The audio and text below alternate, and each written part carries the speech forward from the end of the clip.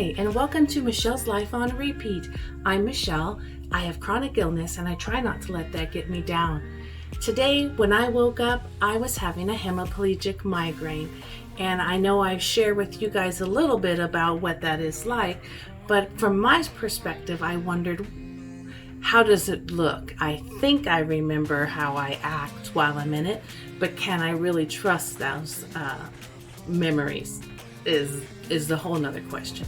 But when I woke up this morning, I knew I was feeling off. I went downstairs and my dog right away alerted me, my service dog. She licked my face after she smelled it and said, "You're gonna have a migraine, Mama, go take your pills." So I did. I took my nausea pill because I was already feeling kind of dizzy and nauseous. And then I took my Migraine, which for me is my abortive that I take for my hemiplegic migraines. And as I began to wait for those to kick in, I thought I would just have some tea and life would go on. And I noticed I started slowly escaping into the sensory world that is hard to describe if you don't have migraines, but I'll do my best to try. Excuse me. My hearing will feel like I'm detached from my brain and there's a hearing that's going on in this section that's distant and far, and then there's a hum that has like an engine or a motor sound. It just does its own thing. And then I noticed that I am rubbing my hands like this a lot.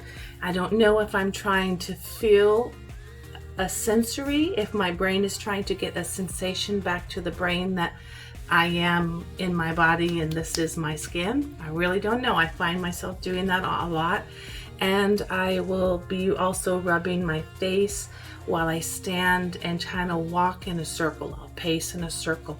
And that's usually when my dog, if I haven't caught her clue, will come up to me and stand near me and kind of press against me so that if I stumble a little bit, she will block me and catch me, or she'll kind of push me into the corner like at the kitchen where the two counters meet for me to get my bearings. She'll just kind of block me and push me in.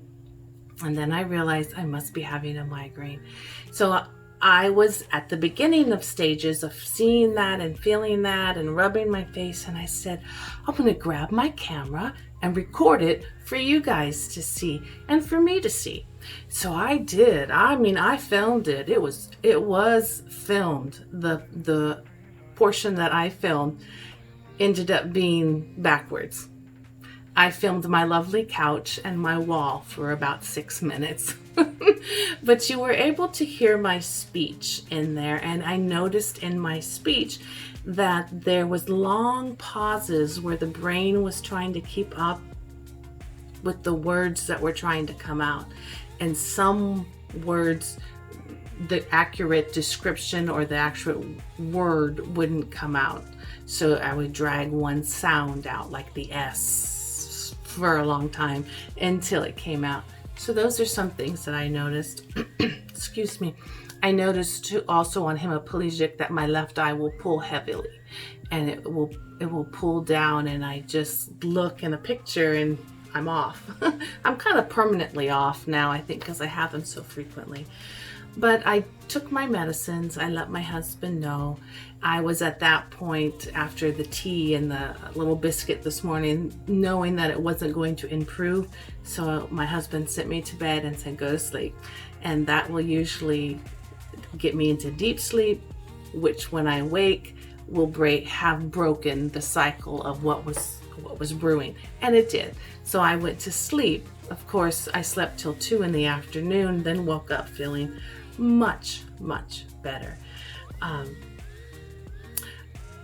I notice now it is about 8:20 at night. All the medicines I would have taken today for this migraine are completely depleted out of me at this point.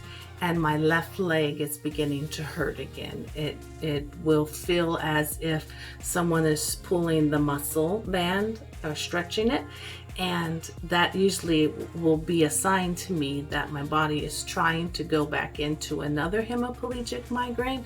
So I know that this evening will be a short one. I will be in my bed with my some sleeping medicine to help me go into deep sleep, so that this migraine will be broken and I won't have a second day with it.